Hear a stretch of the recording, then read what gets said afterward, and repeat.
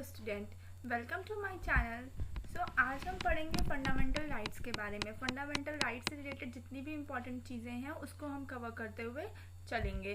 Fundamental rights, एक second या so let's start. Fundamental rights के बारे में कौन सा आर्टिकल है इसको मैंने बताया हुआ है। पार्ट नंबर 3 क्या पार्ट है, हर एक चीज़ को मैंने प्रीवियस वीडियो में बनाया हुआ है।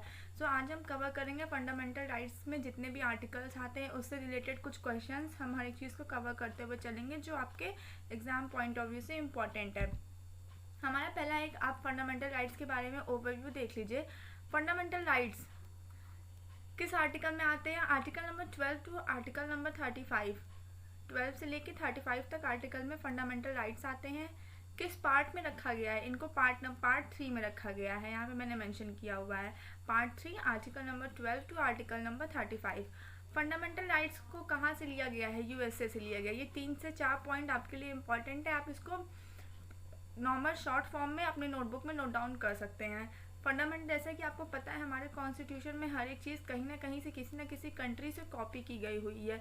तो फंडामेंटल राइट कहाँ से कॉपी की गई है? हमारे यहाँ से यूएसए से कॉपी की गई है।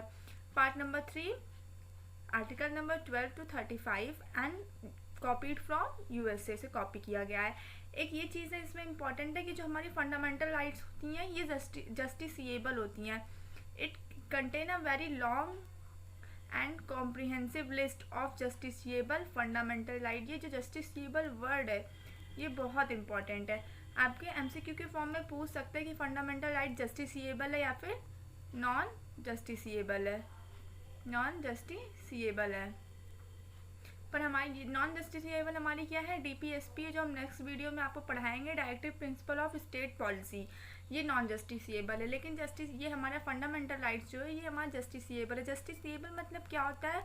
अगर हमारे फंडामेंटल राइट्स का शोषण हो रहा है या फिर हमारा फंडामेंटल राइट्स हमें नहीं दिया जा रहा है तो हमारे पास ये राइट है कि हम उसको कोर्ट में जाके कह सकते हैं। According to article supreme court में अगर हमें कहना है अपनी चीज़ों को तो हमारे आर्टिकल नंबर 32, और अगर हमें हाई कोर्ट में कहना है तो आर्टिकल नंबर 2 to 6। ये हमारे पास राइट है कि हम जस्टिसिएबल हैं, मतलब फंडामेंटल राइट्स अगर हमारे एक्सप्लॉइट हो रहे हैं तो हम उसको कोर्ट में जाके अपनी बातों को कह सकते हैं। हमारा नेक्स्ट है फंडामेंटल राइट्स। फंडामेंटल राइट्स यहाँ पे आप देख लीजिए, राइट टू इक्वालिटी। पहले ये मैंने शॉर्ट फॉर्म में अभी आपको बताया, अभी इसकी पूरी डिटेल के बारे में हम आपको बताएंगे। Right to equality article number 14 to 18। ये इसलिए बता रहे हैं क्योंकि ये इंपॉर्टेंट है ये भी, क्योंकि ये एमसीक्यू के फॉर्म में पूछते हैं examiner. Right to equality article ये है, राइट टू फ्रीडम का आर्टिकल ये है, and this that. Right to freedom हमारा किस आर्टिकल में आता है? Article number 19 to article number 22। ये आप इसको नोटबुक में लिख लीजिएगा। Right against exploitation article 23, 24। अभी हम इसको डिटेल में पढ़ाएंगे, आप इसकी टेंशन मत लीजिएगा। Right to freedom of religious से freedom article number 25 to article number 25, 26, 27, 28। ये 4 आर्टिकल है रिलीजियस के लिए। Culture and educational rights 29 to 30। ये हमारे कल्चर और एजुकेशन राइट है। यहाँ पे आपको दिख रहा होगा, यहाँ पे आपको 5 ये है, अभी आपको और है right to property and right to constitutional. हमारे टोटल कितने तरीके के आर्टिकल हैं, कितने तरीके के फंडामेंटल राइट्स हैं? 1 2 3 4 5 6 7। ये हमारे कितने फंडामेंटल राइट्स हैं? 7 हमारे फंडामेंटल राइट्स हैं। यहाँ पे मैंने मेंशन किया हुआ है, आप देख सकते हैं 7 फंडामेंटल राइट्स। ये देखिए, ये आपको दिख रहा होगा। ये भी इंपॉर्टेंट है आपके लिए कि पूछ सकते हैं कि जो है कितने टोटल फंडामेंटल राइट्स हैं? 7 फंडामेंटल राइट्स हैं। एक पॉइंट यहाँ पे इम्पॉर्टेंट है, राइट टू प्रॉपर्टी। जो हमारा पहला जब स्टार्टिंग में फंडामेंटल राइट्स का ये 7 राइट्स बने थे तब ये हमारे आर्टिकल नंबर 31 में आता था। लेकिन 44 कॉन्स्टिट्यूशन अमेंडमेंट एक्ट 1978 में होता है जब राइट टू प्रॉपर्टी को फंडामेंटल राइट से हटा देते हैं। राइट टू प्रॉपर्टी अब हमारी फंडामेंटल राइट्स नहीं है। किस वजह से? 44th कॉन्स्टिट्यूशन अमेंडमेंट एक्ट 1978 होता है। अमेंडमेंट का क्या आर्टिकल नंबर है? Article number 368। ये हमारे किसका अमेंडमेंट का आर्टिकल है। तो 44th अमेंडमेंट एक्ट 1978 के थ्रू हम राइट टू प्रॉपर्टी को आर्टिकल नंबर 31 से हटा देते हैं। फिर किस आर्टिकल में? इसके लिए एक अलग से आर्टिकल बना जाते हैं, article number 300A part number 12। ये किसका आर्टिकल है? ये राइट टू प्रॉपर्टी का आर्टिकल है। राइट टू प्रॉपर्टी का ये आर्टिकल है, article number 300A part number 12, ये इम्पॉर्टेंट है। पहला ये हमारा फंडामेंटल का फंडामेंटल का पार्ट हुआ करता था, लेकिन अब ये राइट टू प्रॉपर्टी हमारे फंडामेंटल राइट्स का पार्ट नहीं है।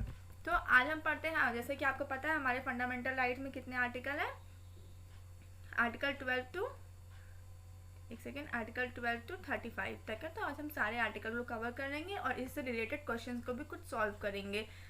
स्टार्ट करते हैं आर्टिकल नंबर 12। आर्टिकल नंबर 12 में द टर्म स्टेट, ये जो स्टेट वर्ड है ये आपके लिए इम्पॉर्टेंट हो जाता है। इस स्टेट वर्ड में मैं आपको, आप इसको पढ़ लीजिएगा, यहाँ पे जो भी मेंशन है आपको मैं इजी लैंग्वेज में ऐसे डायरेक्टली आपको समझा देती हूँ। आर्टिकल नंबर 12 में ये कहते हैं कि जैसे हमारा गवर्नमेंट हुआ या फिर हमारी पार्लियामेंट हुई, ये हमारी आर्टिकल नंबर 12 में रखी गई हुई है। पार्लियामेंट से जैसे पार्लियामेंट हुआ या फिर जैसे हमारा एग्जीक्यूटिव एंड लेजिस्लेटिव काउंसिल हुआ। तो एग्जीक्यूटिव और लेजिस्लेटिव काउंसिल क्या होता है, जैसे कि यहाँ पे मैंने मेंशन किया हुआ है, executive and legislative organ of union government.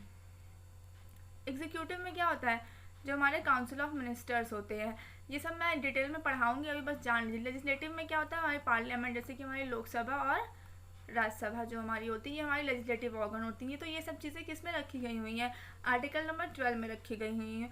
और जैसे हमारी कुछ बॉडीज़ हैं, कुछ एजेंसीज हैं, उनको भी आर्टिकल नंबर 12 में रखा गया है। जैसे कि यहाँ पे मैंने मेंशन किया हुआ है म्यूनिसिपैलिटीज़, ये पंचायत, इम्प्रूवमेंट ट्रस्ट, ये सब हमारे आर्टिकल नंबर 13 में रखा गया हुआ है। कुछ हैं एजेंसीज जिनको हमारे आर्टिकल नंबर 13 में रखा गया हुआ है। तो आर्टिकल नंबर 12 से बस इतने इंपॉर्टेंट है, जितने इंपॉर्टेंट पॉइंट है मैंने बता दिए। आर्टिकल नंबर 12 क्या है, एक स्टेट वर्ड डिफाइन करता है। इसमें गवर्नमेंट आता है, गवर्नमेंट आती है और हमारी पार्लियामेंट आती है। पार्लियामेंट मतलब लोकसभा राज्यसभा आती है, और एग्जीक्यूटिव और लेजिस्लेटिव ऑर्गन भी आती है। और ये कुछ अथॉरिटीज़, कुछ एजेंसियाँ हैं जो आर्टिकल नंबर 12 में आती हैं। ये 3 पॉइंट इंपॉर्टेंट है। नेक्स्ट है हमारा आर्टिकल नंबर 13। आर्टिकल नंबर 13, इसको भी मैं शॉर्ट में बता दे रही हूँ। आर्टिकल नंबर 13 में क्या कहते हैं, हमारा कॉन्स्टिट्यूशन क्या कहता है कि अगर कोई भी लॉ बन रहा है, कॉन्स्टिट्यूशन अगर कोई भी नया लॉ बना रहा है, वो लॉ अगर हमारे फंडामेंटल राइट्स को वॉइड कर रहा हो, फंडामेंटल राइट्स को हनन करना मतलब फंडामेंटल राइट्स के एक्सप्लॉइटेशन कर रहा है, तो वो लॉ नहीं माने जाएंगे। कोई भी लॉ अगर हमारे फंडामेंटल राइट्स को वॉइड कर रहेगा, तो वो लॉ जो बने रहेंगे उनको भी हम वॉइड, नल एंड वॉइड माने जाएंगे। इसके लिए हमारे पास ये पावर, जैसे कि स्टार्टिंग में मैंने बताया, according to supreme court article number 32, जिसको हम रिट्स भी बोलते हैं, soul of our constitution, and article number 32, sorry high court का आर्टिकल नंबर 2 to 6।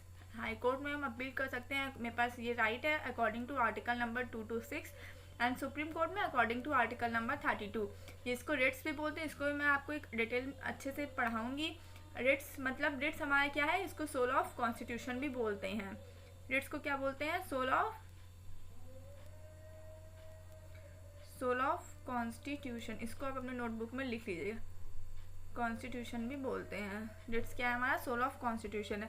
तो आर्टिकल नंबर 13 में सिंपली बस यही बोला गया कि अगर कोई भी लॉ बनेगा जो हमारे फंडामेंटल राइट्स को वॉइड करेगा, तो उस लॉ को भी नल एंड वॉइड माना जाएगा। आई होप आपको अच्छे से समझ में आ गया होगा। तो नेक्स्ट है हमारा आर्टिकल नंबर 14। आर्टिकल नंबर 14 में 2 चीज़ें बोली जाती हैं, equality before law and equal protection of law. Equality before law में क्या होता है, तो इक्वालिटी बिफोर लॉ को भी हमने कहीं ना कहीं से कॉपी किया हुआ है। इक्वालिटी बिफोर लॉ ये कहाँ से कॉपी किया गया है, इसको आप मेंशन कर लीजिएगा। इसको हम ब्रिटेन से कॉपी किए हैं। कहाँ से कॉपी किए हैं, इसको हम ब्रिटेन से कॉपी किए हैं। और ये दोनों अलग अलग चीज़ें हैं, equality before law and equal protection of law. और इक्वल प्रोटेक्शन लॉ कहाँ से हमने कॉपी किया है, इसको हमने अमेरिका से कॉपी किया हुआ है, हमारा खुद का नहीं है। इक्वालिटी बिफोर लॉ हम ब्रिटेन से कॉपी किए हैं, and equal protection of law हम इसको कहाँ से कॉपी किए हैं, अमेरिका से। ये दोनों अलग अलग चीज़ें हैं। इसमें यह बताया गया है कि हम किसी भी तरीके से किसी के साथ भी हम भेदभाव नहीं कर सकते हैं। Same law is applicable to all the person. अगर कोई एक लॉ बन रहा है तो वो हर एक इंसान पे, चाहे वो किसी भी कास्ट का हो, चाहे वो रिच हो, चाहे वो पुअर हो, चाहे वो हाई कास्ट हो या फिर लो कास्ट हो, वो सब पे अप्लीकेबल होगा। इक्वल ट्रीटमेंट सबके साथ होगा। यहाँ पे ये भी मेंशन किया हुआ है, a person should be treated alike without any discrimination. बिना किसी भेदभाव के साथ हम हर एक पर्सन को इक्वल ट्रीटमेंट देंगे। वो रिजर्वेशन की कंडीशन अलग हो जाती है, लेकिन ऐसे जगह कोई भी लॉ बनता है, कुछ भी बनता है, तो वहाँ पे हर एक पर्सन के ऊपर इक्वली अप्लीकेबल होगा। ये नहीं कि जनरल कैटेगरी वालों के लिए अलग अप्लीकेबल होगा, वो रिजर्वेशन वाले केसेस अलग होते हैं, लेकिन इसमें इस केसेस में अलग है। यहाँ पे मैंने मेंशन भी किया, the absence of any privilege, यहाँ पे आप पढ़ सकते हैं, the absence of any privilege in favour of any person. किसी भी पर्सन को हम ज़्यादा प्रिविलेज और किसी पुअर पर्सन को हम कम प्रिविलेज, हम ऐसा कुछ नहीं कर सकते हैं। बस मैंने कहा रिजर्वेशन के केस को हटा के। तो आर्टिकल नंबर 14 में ये इंपॉर्टेंट है, equality before law and equal protection of law, ये इंपॉर्टेंट है आपके लिए। नेक्स्ट वन है हमारा आर्टिकल नंबर 15। आर्टिकल नंबर 15 क्या कहता है? Prohibition on discrimination. एक सेकेंड, आर्टिकल नंबर 15 में ये बोला गया कि अगर स्टेट, कोई भी स्टेट है वो किसी भी तरीके का भेदभाव नहीं कर सकती है। जैसे कि इस स्टेट किसी भी तरीके का भेदभाव नहीं कर सकती, ना फिर वो रिलीजन के बेसिस पे, ना ही वो कास्ट के बेसिस पे, ना ही वो सेक्स के बेसिस में, ना ही वो रेस के बेसिस में, ना ही वो बर्थ के बेसिस पे स्टेट किसी भी तरीके का डिस्क्रिमिनेशन, भेदभाव नहीं कर सकती है। State shall not discriminate against any citizen on the ground of religion, race, caste, sex और द प्लेस ऑफ बर्थ। किसका बर्थ यहाँ पे इस प्लेस में हुआ तो उसके बेसिस में हम इस लॉ में उसको नहीं रखेंगे, या फिर हम इस लॉ का राइट उसको नहीं दिया जाएगा, ऐसा कुछ नहीं है। प्रोहिबिशन ऑन डिस्क्रिमिनेशन और सर्टेन ग्राउंड्स, मतलब कि यहाँ पे भी किसी तरीके का भेदभाव नहीं किया जाएगा। यहाँ पे आर्टिकल नंबर 15 में दो चीज़ आपके लिए इंपॉर्टेंट है। एक आप लिख लीजिए, कुछ अमेंडमेंट है, वैसे अमेंडमेंट की मैं एक अलग क्लास लूँगी, जो इंपॉर्टेंट अमेंडमेंट है, जो एग्जाम पॉइंट ऑफ व्यू से इंपॉर्टेंट है, उनको मैं पढ़ाऊँगी, लेकिन अभी ये आप नोट डाउन कर लीजिए। 93rd अमेंडमेंट एक्ट, एक सेकेंड, कॉन्स्टिट्यूशन अमेंडमेंट एक्ट किस ईयर में हुआ था? 2005 में। 93rd कॉन्स्टिट्यूशन अमेंडमेंट एक्ट 2005 में हुआ था। ये ओबीसी को लेके हुआ था। ओबीसी में, जैसे कि आपको पता होगा, ओबीसी में 27% रिजर्वेशन है, तो ये स्टार्टिंग में नहीं था, इस अमेंडमेंट के थ्रू ये ऐड हुआ है। 93rd अमेंडमेंट एक्ट 2005 में ये ओबीसी को 27% रिजर्वेशन दिया गया है। और एक और अमेंडमेंट हुआ है, उस अमेंडमेंट में क्या है? 103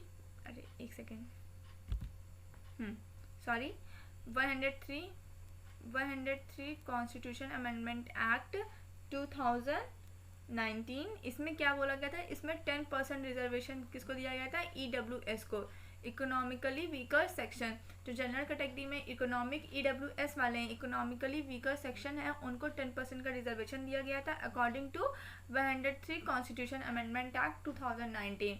तो इस जैसे कि मैंने बताया था कि रिजर्वेशन वाले केसेस अलग हैं, तो यहाँ पे आर्टिकल नंबर 15 में क्या है? Prohibition on discrimination on certain ground, कि हम किसी भी इंसान के साथ उसके कास्ट को लेके, उसके रिलीजन को लेके, या फिर उसके प्लेस ऑफ बर्थ को लेके हम डिस्क्रिमिनेट, उसके साथ हम भेदभाव नहीं कर सकते कि वो वहाँ पे पैदा हुआ तो हम उसके साथ वो डिस्क्रिमिनेशन, वो भेदभाव करें।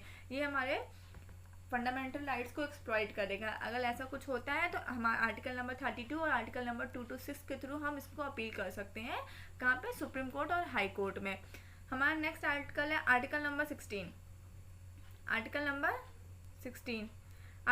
16 क्या बोलता है? Equal of opportunity in public employment. जैसे कि हर एक सिटीज़न के पास इक्वल अपॉर्चुनिटी है, मतलब हर एक सिटीज़न के पास ये राइट है कि उसको इक्वलिटी ऑफ अपॉर्चुनिटी मिले। किसके बेसिस पे? एम्प्लॉयमेंट के बेसिस पे, on any office under the state. It means equality of opportunity for all citizens in matters of employment के मैटर्स में। यहाँ पे मैंने मेंशन किया हुआ है कि एम्प्लॉयमेंट के रिलेटेड भी उसके साथ कोई भी भेदभाव न, जैसे कि आप लोग को समझ में आ गया, यहाँ पे इक्वल अपॉर्चुनिटी है। यहाँ पे क्या है? इक्वल अपॉर्चुनिटी है। यहाँ पे एक कम्युनिटी का नाम बता रही हूँ मैं, वो इम्पोर्टेंट है आपके लिए, राम नंदन कमेटी इम्पोर्टेंट है आपके लिए। ये किस लिए बनाई गई है?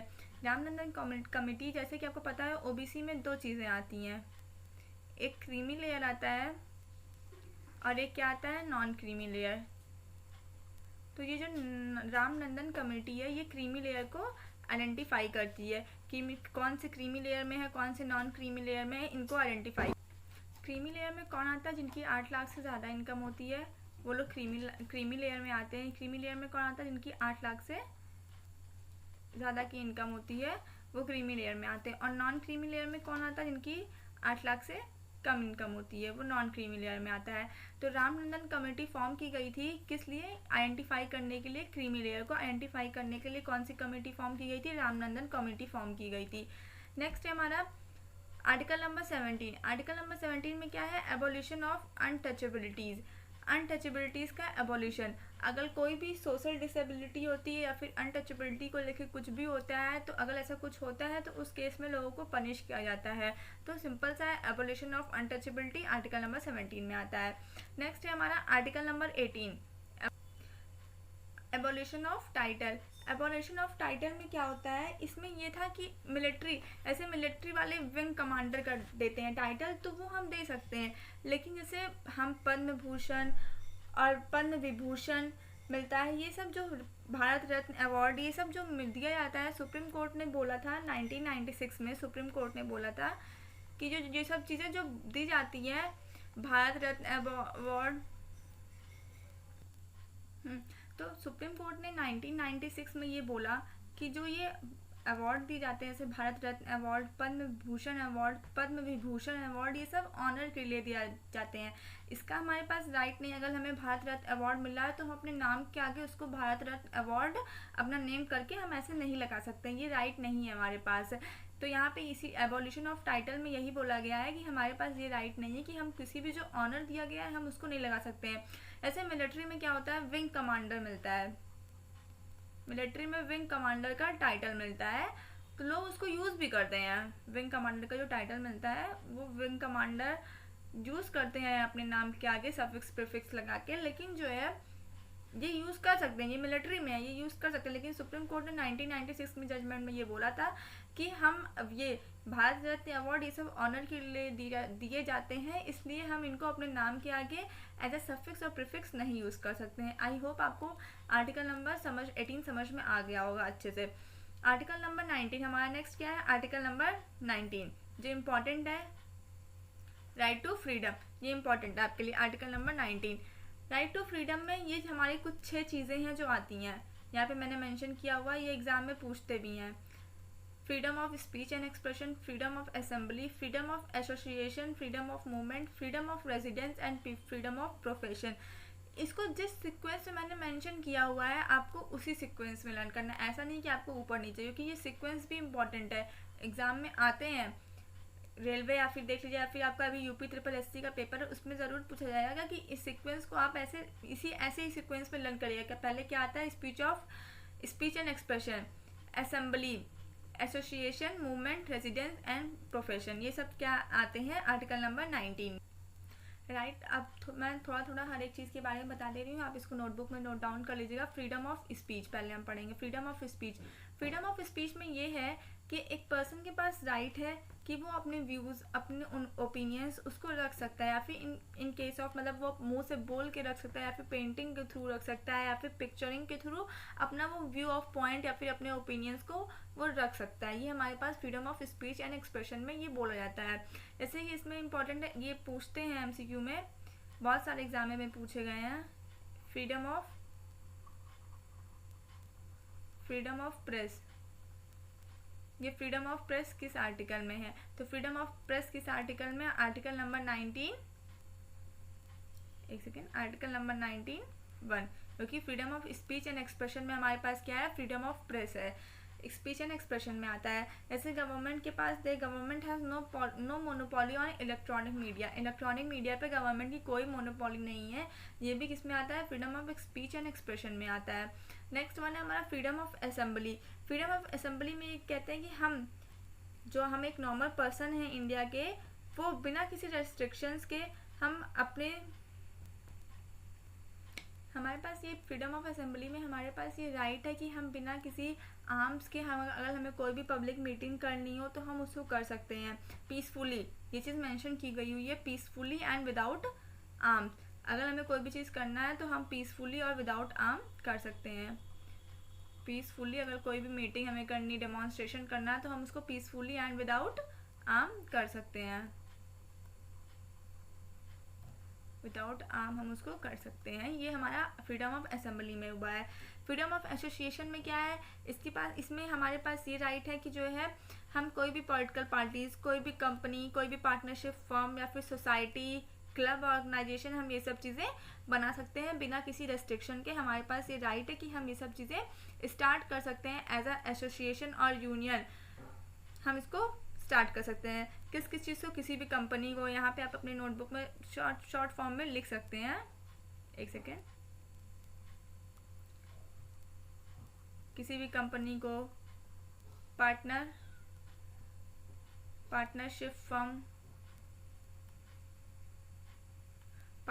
फर्म को, या फिर किसी क्लब हुआ, या फिर कोई ऑर्गेनाइजेशन हुई, जैसे कोई भी सोसाइटीज़ हुई, हम किसी को भी, मतलब हम इसमें क्या होते हैं, मतलब हम इसको फॉर्म कर सकते हैं। हमारे पास ये राइट है फ्रीडम ऑफ एसोसिएशन का, ये चीज़ है। नेक्स्ट वन है हमारे पास फ्रीडम ऑफ मूवमेंट। जैसे कि आपको मूवमेंट से पता चल रहा है कि हमारे पास ये राइट है कि हम कहीं पे भी मूव कर सकते हैं। फ्रीडम, हमारे पास कोई भी रेस्ट्रिक्शन नहीं है। फ्रीडम ऑफ रेजिडेंस में भी, रेजिडेंस हम रह सकते हैं कहीं पे भी। फ्रीडम ऑफ प्रोफेशन में क्या बोला गया है, फ्रीडम ऑफ प्रोफेशन में कि हम अपने मन से हम कोई भी प्रोफेशन अपने लिए चूज़ कर सकते हैं, इसके लिए कोई भी रेस्ट्रिक्शन नहीं है। हमें जो करना है हम वो कर सकते हैं। ये किस में दिया गया हुआ है, article number 19 right to freedom में दिया गया हुआ है, फ्रीडम ऑफ प्रोफेशन में। तो ये चीज़ आप सीक्वेंस में ये इंपॉर्टेंट लर्न कर लीजिएगा।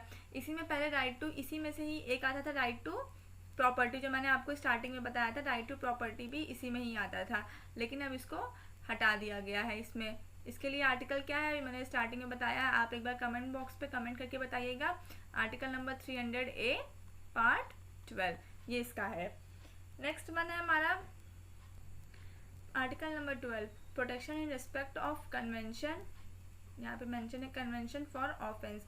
आर्टिकल नंबर 20 में ये है कि अगर हम कोई भी ऑफेंस करते हैं, कुछ भी करते हो, तो हमें एक सेम ही चीज़ के लिए हमें बार बार पनिश नहीं कर सकता है। लॉ हमारा एक सेम ऑफेंस के लिए हमें बार बार पनिशमेंट नहीं दे सकता है, पर हमें एक्सेस, अगर किसी भी चीज़ के लिए, कोई भी ऑफेंस के लिए अगर ये पनिशमेंट उसमें लॉ में है तो हमको वही पनिशमेंट मिलनी चाहिए। हमको एक्सेसिव पनिशमेंट नहीं मिलना चाहिए, नहीं दे सकता है, नहीं होना चाहिए। ये आर्टिकल नंबर 20 में है। और अगर हमारे पास जैसे हम प्रोटेक्शन अगेंस्ट, हमें इलॉजिकल पनिशमेंट या फिर जो है अनरीजनेबल चीज़ों पे हमको पनिश नहीं कर सकती गवर्नमेंट। इसमें एक पॉइंट इंपॉर्टेंट है कि जो है no person shall be punished for the same offence more than once. इसका मतलब कोई भी अगर कोई भी गलती कर रहा है तो उसके लिए उसको एक बार से ज़्यादा बार पनिशमेंट नहीं दिया जाएगा। ये किस आर्टिकल में दिया गया हुआ है, article number 20 protection in respect for convention for offence, article number 20 में। आर्टिकल नंबर 21 में क्या है, protection of life and personal liberty. Protection article number 21 personal liberty. इसमें इंपॉर्टेंट कुछ चीज़ें आप अपने नोटबुक में लिख लीजिएगा। इसमें क्या होता है, इसमें सुप्रीम कोर्ट बोलता है, पहले सुप्रीम कोर्ट का जजमेंट होता है। अभी सब ठीक है। तो पर्सनल लिबर्टी, इसमें सुप्रीम कोर्ट ने अपना एक जजमेंट देता है, आप इसको नोट डाउन कर लीजिएगा। सुप्रीम कोर्ट अपना एक second wait a second.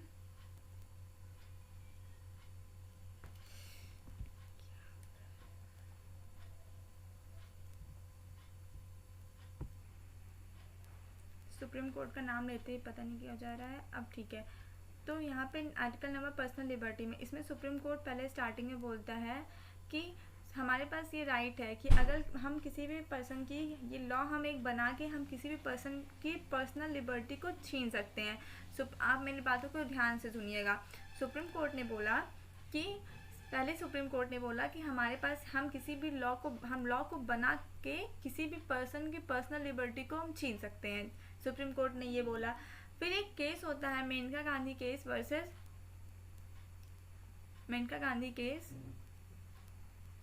Versus Union of India. इसमें एक केस होता है, इस एग्जाम्पल के, इस केस के थ्रू आपको इजीली समझ में आएगा कि आर्टिकल नंबर 21 क्या कहना चाहता है। ये कब होता है, 1978 में। जैसे कि आपको पता है ये 1975 में इंदिरा गांधी जी ने इमरजेंसी लगाई थी, तो ये Maneka Gandhi case versus Union of India होता है 1978 में। इसमें क्या होता है, एक पासपोर्ट एक्ट होता है 1967 में। 1967 एक क्या होता है, पासपोर्ट एक्ट होता है। अब मैं आपको पूरी बात पहले एक्सप्लेन कर दे रही हूँ एक शॉर्ट स्टोरी की तरह। 1967 में पासपोर्ट एक्ट होता है।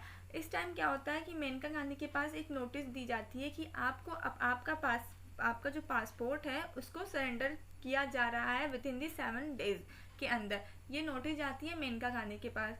तो मेनका गांधी क्या करती हैं, मेनका गांधी एक लेटर प्रिपेयर करती हैं, उनको सुप्रीम कोर्ट में सुप्रीम कोर्ट में अकॉर्डिंग टू आर्टिकल नंबर 32 के अकॉर्डिंग वो सुप्रीम कोर्ट में अपना वो लेटर रखती हैं कि ये हमारा पर्सनल राइट है कि आपके पास ये राइट नहीं कि आप किसी एक पर्सन की उसके पासपोर्ट को आप बिना किसी रीज़न से आप सरेंडर कर सकते हैं। तो ये केस सुप्रीम कोर्ट में जाता है, वहाँ पे मेनका गांधी अपनी बात रखती हैं। तब सुप्रीम कोर्ट बोलता है कि हाँ फिर सुप्रीम कोर्ट ने बोला कि अगर हम उसी में किसी की राइट छीन सकते हैं जो लॉ इनरीजनेबल हो, अनफेयर हो, हम उसमें किसी का राइट छीन सकते हैं, लेकिन जो चीज़ें फेयर हैं, लॉ रीजनेबल है, तो हम उसमें किसी का पर्सनल लिबर्टी का जो राइट है हम उसको छीन नहीं सकते हैं। अगर हम ऐसा कुछ करते हैं, अगर सुप्रीम कोर्ट अगर ऐसा कुछ छीनता है किसी की पर्सनल लिबर्टी को, तो वो नल एंड वॉइड माना जाएगा। वो लॉ जो बनेगा वो नल एंड वॉइड माना जाएगा। आई होप आपको समझ में आ जाएगा। इसमें क्या होता है, 1978 में एक जाता है मेनका गांधी के पास कि आपका पासपोर्ट विद इन 7 डेज में सरेंडर किया जाता है।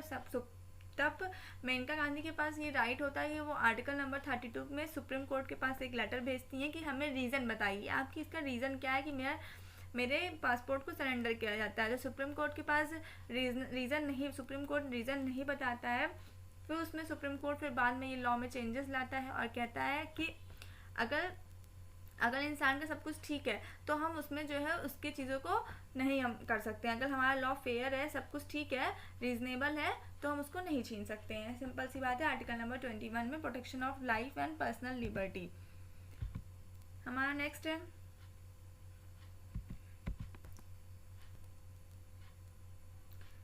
आर्टिकल नंबर 21 में क्या होता है, right to education. Right to education, ये हमारा राइट टू एजुकेशन पहले नहीं था, इसको बाद में ऐड किया गया है किस अमेंडमेंट के थ्रू। आपको पता है हमारे कॉन्स्टिट्यूशन में कोई भी चीज़ें ऐड की जाती है तो कॉन्स्टिट्यूशन अमेंडमेंट एक्ट करते हैं। तो 86 कॉन्स्टिट्यूशन अमेंडमेंट एक्ट होता है 2002 में, जिसमें क्या होता है हमारा 21A आर्टिकल नंबर जोड़ा जाता है राइट टू एजुकेशन के लिए कि हर एक इंसान के पास पढ़ने का अधिकार होना चाहिए। एक और आर्टिकल होता है एजुकेशन के लिए, आप यहीं पे नोट डाउन कर लीजिएगा, आर्टिकल नंबर 51A। ये भी एक एजुकेशन के लिए ये आर्टिकल नंबर है। इसमें क्या होता है कि बच्चों को ये अपॉर्चुनिटी दी जाती है कि बिटवीन 6 to 14 ईयर्स, इसमें ये लेकिन ये चीज़ें मेंशन की गई हुई हैं आर्टिकल नंबर 51A में, ये बात मेंशन की गई हुई है 6 to 14 ईयर्स तक के बच्चों के पास ये राइट है कि वो अपना एजुकेशन कर सकते हैं, आर्टिकल नंबर 15A में। नेक्स्ट हमारा आर्टिकल है आर्टिकल नंबर 22। आर्टिकल नंबर 22 में क्या होता है, protection against arrest and detention. इसमें क्या कहा जाता है, इसमें दो चीज़ें होती हैं, एक प्यूनिटिव होती हैं, एक प्रिवेंटिव होती हैं। आप इसको नोट कर लीजिएगा, एक प्यूनिटिव होती हैं। पहले प्यूनिटिव डिटेंशन क्या होता है। प्यूनिटिव डिटेंशन मतलब क्या होता है कि हाँ कोई एक पर्सन है जिसने गलत काम किया है, उसके बेसिस पे उसको अरेस्ट किया जाता है और उसके ट्रायल के लिए कोर्ट में ले जाया जाता है उसको। इसमें क्या होता है, पर्सन कुछ गलत काम करता है, उसके बाद मतलब कि हमारी जो पुलिस है वो उनको ले जाती है कोर्ट में या फिर उनको ट्रायल के लिए लेते हैं। ये प्यूनिटिव में आता है। और प्रिवेंटिव में क्या आता है, इसमें लोगों को बिना किसी गलती के या फिर उनको ये होता है कि ये कुछ चीज़ें सीक्रेट होती हैं गवर्नमेंट ऑफ इंडिया की, जो उनको हम पब्लिकली नहीं ला सकते हैं। तो प्रिवेंटिव में क्या होता है, विदाउट ट्रायल, बिना ट्रायल के और बिना किसी कन्वेंशन के हम किसी एक पर्सन को अरेस्ट कर लेते हैं।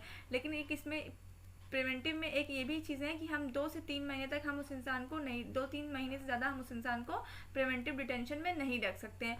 मैक्सिमम 2 से लेकर 3 महीने तक का ही ये होता है। इसमें ये कंडीशन दी गई हुई है 2 से लेके 3 मंथ्स तक का।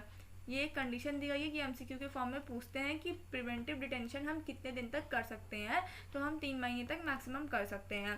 प्यूनिटिव और प्रिवेंटिव डिटेंशन ये इंपॉर्टेंट है। प्यूनिटिव में विद ट्रायल होता है, प्रिवेंटिव में बिना किसी ट्रायल के, विदाउट ट्रायल हम उस पर्सन को अरेस्ट कर सकते हैं। Protection against arrest and detention, article number 22। Article number 33 हमारा क्या है, traffic in human beings, traffic in human beings, traffic in human beings and force labour. इसमें ये कहते हैं कि हम किस फोर्स लेबर हम नहीं कर सकते, मतलब हम किसी फोर्स लेबर किसी को हम फोर्सफुली काम नहीं करवा सकते हैं। ऐसे selling and buying of man and women and children like goods की तरीके, एक गुड्स की तरीके हम किसी एक इंसान, किसी एक औरत या फिर किसी बच्चे को हम बेच नहीं सकते, सेलिंग एंड बाइंग नहीं कर सकते हैं। ऐसे देवदासी सिस्टम होता था, तो वो सब चीज़ें हम नहीं कर सकते। ये सब चीज़ें प्रोहिबिशन है, मतलब मना की गई हुई है हमारे आर्टिकल नंबर 23 के अकॉर्डिंग। आर्टिकल नंबर 24 क्या कहता है? Provision of employment of children in factories, children का काम करना, 6 से लेके 14 साल के छोटे बच्चों को फैक्ट्रीज में काम करने के लिए मना है। ये तो आपको पता ही होगा ये पॉइंट कि prohibition of employment of children in factories. बच्चों का माइनिंग में, ऐसे माइनिंग ऐसी एक्टिविटी हुई या फिर कोई भी हैजार्डस एक्टिविटी हुई, कंस्ट्रक्शन हुआ, वर्क हुआ या फिर रेलवे का कोई भी काम हुआ, तो ये 14 साल के कम के बच्चे को नहीं करना चाहिए, नहीं ये करना प्रोहिबिट है। तो ये आर्टिकल नंबर 24 में है। आर्टिकल नंबर 25 में क्या है? Freedom of conscience and free profession practice and propagation of religious, कि हम अपने धर्म को, जिस धर्म को हम फॉलो करते हैं, हम उससे रिलेटेड हम कोई भी एक्टिविटी कर सकते हैं अपने धर्म से रिलेटेड। इस चीज़ के लिए कोई भी मना नहीं किया गया हुआ है। आर्टिकल नंबर 25, आर्टिकल नंबर 25 से लेके 28 तक हमारे रिलीजियस के बारे में ही बताया गया है। ये इतना आर्टिकल हमारे रिलीजियस के राइट टू रिलीजियस के में ही बताएगा। रिलीजन में आर्टिकल नंबर 25 है कि हम अपने धर्म को प्रोपोगेट कर सकते हैं, प्रोपोगेशन कर सकते हैं, या फिर कोई भी चीज़, जैसे कोई भी सेरेमनी करके या फिर कुछ भी हम अपने धर्म को अगर हम करना चाह रहे हैं, उनका प्रचार करना चाह रहे हैं, तो हम वो कर सकते हैं। बस वो सोशल वेलफेयर के तहत होना चाहिए, उसके अगेंस्ट में नहीं होना चाहिए। आर्टिकल नंबर 26 अभी मैंने बताया, ये भी रिलीजन से रिलेटेड है। इसमें भी क्या होता है? आर्टिकल नंबर 26 में क्या होता है कि कोई भी पर्सन इंस्टीट्यूशन फॉर्म कर सकता है रिलीजन के थ्रू, इंस्टीट्यूशन फॉर रिलीजियस के इंस्टीट्यूशन फॉर्म कर सकता है, या फिर चैरिटेबल पर्पस के लिए वो रिलीजियस के बेसिस पे इंस्टीट्यूशन फॉर्म कर सकता है। यहाँ पे मैंने जैसे मेंशन भी किया हुआ, आप इसको पढ़ लीजिएगा। आर्टिकल नंबर 27 में क्या होता है? Freedom from taxation of propagation of religious, क्या अगर हम प्रोपोगेशन कर रहे हैं तो उसके लिए हमें कोई भी टैक्स नहीं देना पड़ेगा। आर्टिकल नंबर 28 में भी यही है, freedom from attending religious instruction. हमारे पास फ्रीडम है, हमारे पास कोई भी इसके लिए मतलब कि नहीं अप्लीकेबल है, हम फ्री हैं इस चीज़ के लिए, कोई भी रेस्ट्रिक्शन नहीं है हमारे ऊपर अटेंडिंग रिलीजियस इंस्ट्रक्शन को। इसको आप पढ़ लीजिएगा।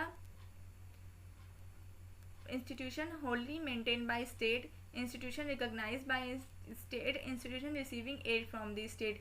इसमें मतलब ये भी चीज़ बताई गई है, जैसे किसी स्कूल या फिर कॉलेजेस में रिलीजियस के बेसिस पे भेदभाव होते हैं, तो वो चीज़ नहीं होनी चाहिए। हम मतलब कि हर एक स्कूल कॉलेजेस के पास भी है, ये चीज़ होना चाहिए, है भी ये चीज़ कि वो हर एक रिलीजियस के बच्चे को एक्सेप्ट करें।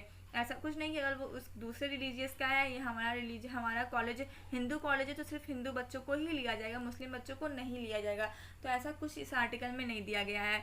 इसमें दिया गया है freedom from attending religious institution. हम कोई भी रिलीजियस कुछ भी है, अगर हिंदू स्कूल ऑफ कॉलेज है, कुछ भी है, तो वहाँ पे हम जाके आराम से अपना एडमिशन ले सकते हैं। ऐसा कुछ नहीं कि ये हिंदू कॉलेज है तो यहाँ पर सिर्फ हिंदू बच्चे ही पढ़ेंगे, इस आर्टिकल में ऐसा कुछ नहीं दिया गया है। आर्टिकल नंबर 29, जैसे कि मैंने बताया था, आर्टिकल नंबर 29 और आर्टिकल नंबर 13 किसके लिए था? एक सेकेंड। आर्टिकल नंबर 29 और आर्टिकल नंबर 13 किसके लिए था? यहाँ पे मैंने मेंशन किया हुआ culture and interest of minorities के लिए आर्टिकल नंबर 29 और आर्टिकल नंबर 13 था। ऐसे मैंने अभी आपको बताया था एजुकेशन से रिलेटेड, वैसी कुछ चीज़ें जैसे मिलती जुलती रिलीजियस चीज़ें जो अभी मैंने बताया था कॉलेजेस को लेके, वही चीज़ें इसमें भी हैं। Protection of interest of minorities, मतलब ये होता है कि ऐसे अगर किसी भी बच्चे की लैंग्वेज कोई और है, डिस्टिंक्ट लैंग्वेज है, या फिर कोई स्क्रिप्ट या फिर कोई कल्चर, उनका कुछ और कल्चर है, तो इसमें ये नहीं हुआ कि वो किसी और कल्चर के हैं, वो किसी और लैंग्वेज को बोलते हैं, तो उनको ये राइट नहीं दिया जाएगा। उनके पास ये राइट होना चाहिए। किसी भी स्टेट या फिर किसी भी एजुकेशन इंस्टीट्यूशन के पास ये राइट नहीं है कि वो किसी भी बच्चे को उसके रिलीजन, उसके रेस या फिर उसके कास्ट के बेसिस पे या फिर उसके लैंग्वेज, कल्चर, इन सब के बेसिस में उसको उस चीज़ में एडमिशन ना दे, या फिर उसको फंड ना दे, या फिर किसको एड ना दे। ये सब चीज़ें इसमें नहीं हुई है। Protection of interest of minorities, अगर माइनॉरिटीज़ हैं तो उनके भी इंटरेस्ट की प्रोटेक्शन की जाएगी। आर्टिकल नंबर 20 में ये। आर्टिकल नंबर 30 में क्या? Right of minorities to establish and administration education institution. हमारे पास ये राइट, माइनॉरिटीज़ के पास ये राइट है कि वो इस्टेब्लिश कर सकते हैं या फिर administer education institution. Article number 29 और 30 ये माइनॉरिटीज़ की बात करता है। नेक्स्ट है हमारा, यहाँ पे आपके पास कुछ रिलेटेड जो भी मैंने पढ़े हैं उससे रिलेटेड कुछ क्वेश्चन मैं करा रही हूँ, और फिर एक नेक्स्ट वीडियो में पूरा फंडामेंटल राइट से रिलेटेड ही क्वेश्चन होंगे जो आपके एग्जाम पॉइंट ऑफ व्यू से इंपॉर्टेंट है। सो हमारा पहला क्वेश्चन क्या है, आप इसका आंसर करिएगा। हमारा पहला क्वेश्चन क्या है, which of the following is given the power to enforce the fundamental rights by the constitution. किसके पास ये पावर है to enforce the fundamental right by the constitution, किसके पास ये पावर है आप बताइएगा। ऑल कोर्ट्स इन इंडिया के पास ये पावर है, या फिर पार्लियामेंट के पावर है, या फिर प्रेसिडेंट के, या फिर सुप्रीम कोर्ट और हाई कोर्ट के पास पावर है। तो ये पावर किसके पास है, ये पावर किसके पास है, पार्लियामेंट के पास ये पावर है। आप इस क्वेश्चन को एक बार पढ़ भी लीजिएगा। नेक्स्ट क्वेश्चन है हमारा, the rights are fundamental because it is, हमारी जो राइट्स हैं वो फंडामेंटल हैं क्योंकि ये कॉन्स्टिट्यूशन में लिखी गई है, इस वजह से हैं, या फिर ये हमारी पर्सनैलिटी डेवलपमेंट को एसेंशियल है, या फिर parliament can not make law against it. तो इसका क्या होगा, ऑल ऑफ द अबव।